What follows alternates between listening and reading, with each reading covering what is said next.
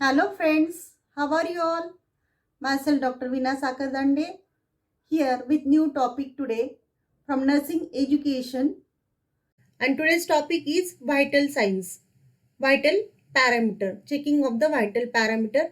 And what are the vital parameter?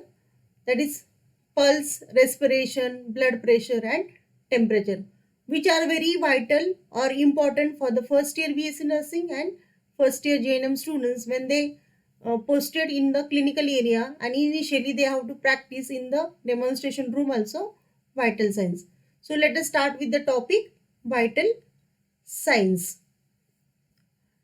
Next part we will see outline of the vital signs. In different session we are going to have a different aspects of the vital signs. Today we are going to see part 1, that is overview of vital signs. Part 2 will be body temperature. Part 3 will be abnormalities of the body temperature. Part 4 pulse.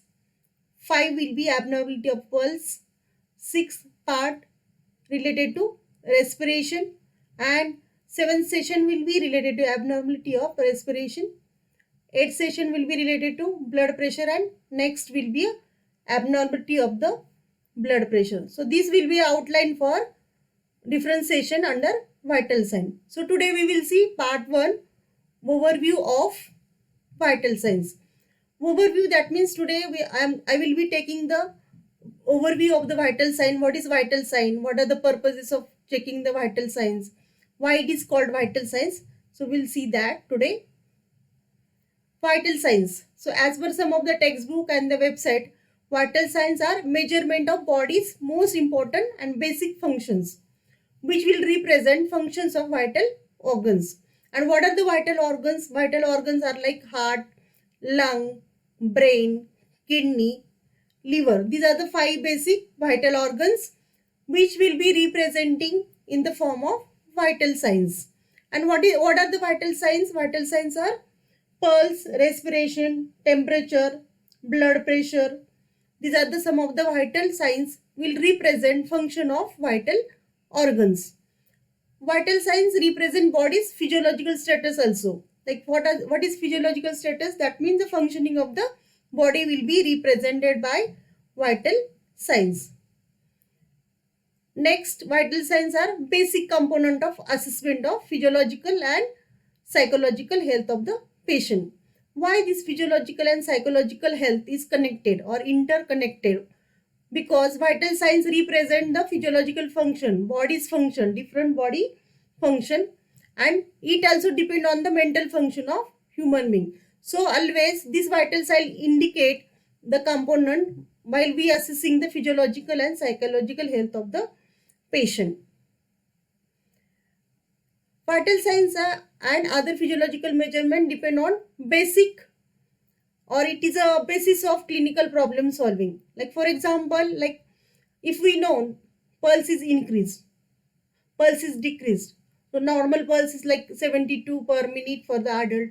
If it is decreased, if it is increased, it is abnormal. So we can come to know the problem of the patient and we can have a solution for this. Same thing, temperature, body temperature is increased. Patient is having like 101 degree Fahrenheit body temperature. So we come to know that patient is having fever, and then we need to identify the problem and then we can treat the problem. So vital signs are important sign which indicate the problem of the patient, and immediately we can solve the problem of the patient. Next, abnormal vital signs may indicate need for medical and nursing intervention. So not only the blood pressure, temperature, pulse, but the whole vital signs are interconnected. If there is abnormal thing, so we can immediately take the action and relieve the problem of the patient with the medical and nursing intervention or nursing care. Vital signs should be taken at regular interval. So why it has to be taken at regular interval? Because in a second moment, second minute, there will be a deviation of any blood pressure or respiration or body temperature. So we need to know the abnormal changes related to that. So regular checkup for the vital sign is very, very important. Next, as a nurse, we should know the relevant knowledge about the vital sign. So we should know the normal values of the vital sign.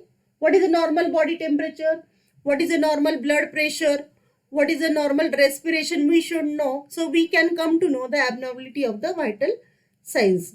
And why we have to check again and again vital signs? Why we have to check vital sign regularly to know the patient's condition? So mainly to check the accuracy, to measure the vital sign accurately, it is our responsibility. So we can identify the abnormality. Even it will help us to interpret the significance, to make the decision about the intervention.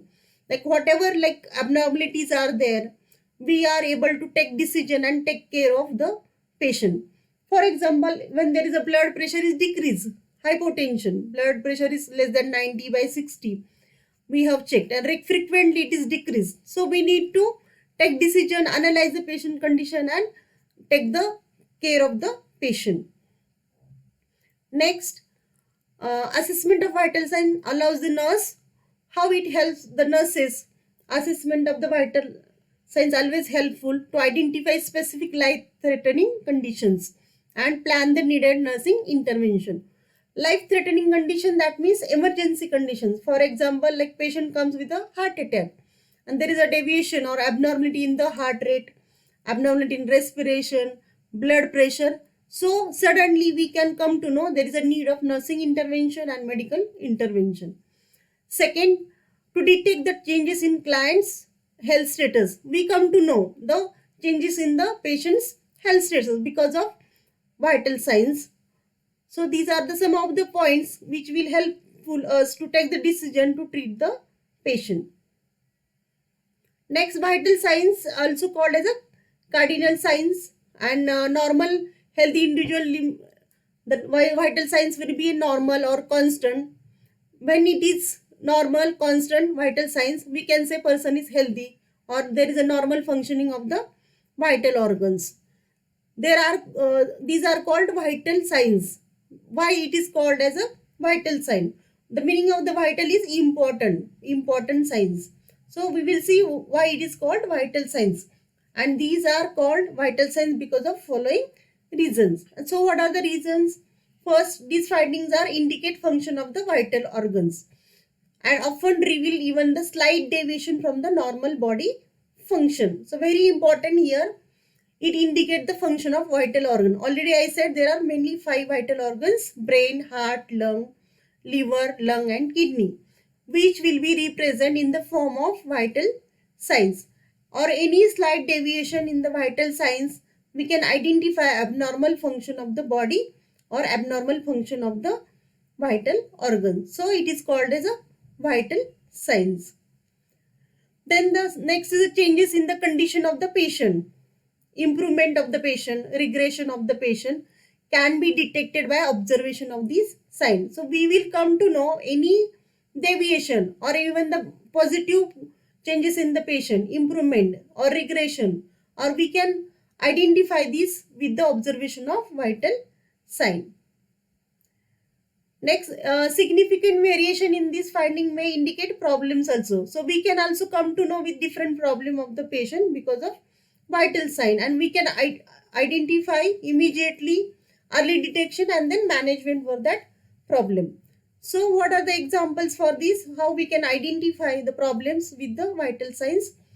Like insufficient consumption of oxygen. We can identify patient is not getting enough oxygen in the body, in the blood itself, because we can identify changes in the respiration. Patient is having breathing problem. Respiration is increased more than normal. So insufficient consumption of oxygen we can identify. Blood depletion. Even though we can identify with the blood depletion when patient is having hypotension or decreased blood circulation, blood pressure is decreased. Electrolyte imbalance also we can identify. There is changes in the sodium, potassium. So electrolyte imbalance in the body, or bacterial invasion or bacterial infection also we can identify. When there is any infection in the body, patient's temperature will be increased, body temperature will be increased and pulse will also increase. So these problem we can identify with the help of vital signs. So it is called as a vital signs. Though these signs are specific and information may be obtained will help to diagnose the patient, or it will also help to diagnose or confirm the diagnosis of the patient. Can start with the relevant treatment and management. Medications can be given and nursing care can be provided with this identification of abnormal vital signs. So also, this is also one of the reason these are called vital signs. Then emotional state, we can identify some of the variation of emotional status or emotional state with the vital signs. Like when patient is emotionally disturbed, heart rate may be increased, patient may have a hypotension, sometimes patient may have a hypertension also, pulse rate is increased, so respiration is also increased. So we can identify the emotional state with the help of vital signs. As we know the body temperature, normal body temperature, we can identify like 98.6 degree Fahrenheit or 37 degree Celsius in adult. When pulse is 72 per minute in adult, temperature is 98 already we have seen, respiration is 16 per minute, blood pressure systolic diastolic, that is 120 by 80 mm of Hg in the adult. So these are the normal thing. But with the emotional problem, there will be deviation of these normal parameters. So this is also one of the reason we can say patient is having emotional disturbances, and we can identify with the deviation of the vital signs. So there are different parameters we are going to see, like TPR and blood pressure. And basically TPR, that is T stands for body temperature, P stands for pulse, R stands for respiration, and BP stands for blood pressure. So we will be seeing in differentiation these vital signs. So what are the purposes of taking or checking the vital parameters and vital signs? What are the purpose? Why we need to check the vital signs? First function and very important purpose is to monitor patient's condition. We need to monitor patient's vital parameters which are indicating the representing the function of the vital organs of the human body. Second, to assess essential physiological function of the human being. What are the physiological changes? What are the changes in respiration? What are the changes in temperature, blood pressure? So we need to know, or it is necessary to identify these for the further treatment of the patient. Next, to identify problems, health problems of the patient. For example, like patient is having a respiratory problem, like patient is suffering from asthma. There is a deviation, abnormal breathing pattern. Patient's breathing rate or respiratory rate is increased. So we come to know the problem of the patient, and accordingly we can treat with the oxygen therapy and different interventions. And to assess the health condition of the patient, to know the general or normal health condition of the patient, to know proper circulatory, respiratory, neural and endocrinal function. So basically it will identify, like we will come to know the circulation of the patient, that means the function of the heart, respiratory function of the lung, neural function of the neurological system, then endocrinal function. So we will come to know the proper functioning of these important body system. Next is to evaluate patient's response to the intervention, whether you know that this is a abnormal vital parameters and you are giving care to the patient. So you are able to know the response or effectiveness of your intervention or effectiveness of care given to the patient to the abnormal vital parameters. Then a mechanism to universally communicate a patient's condition and severity of the disease.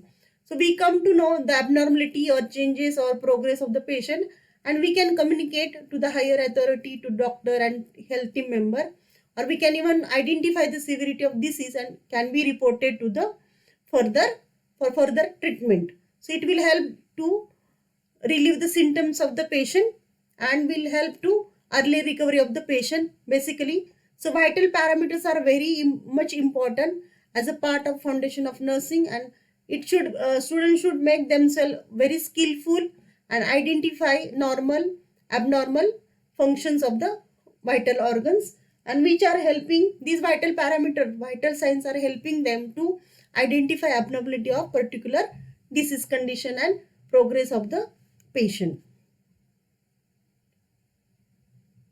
So this was about today's session. We have seen in a part 1 overview of vital parameters, and next class we will start with the body temperature. Thank you for patience listening. Friends, hope you understood today's topic. Please make sure to like, share, subscribe and comment down below. Do not forget to click on the bell icon so you will get all updates related to my sessions on nursing education. Thank you. Take care.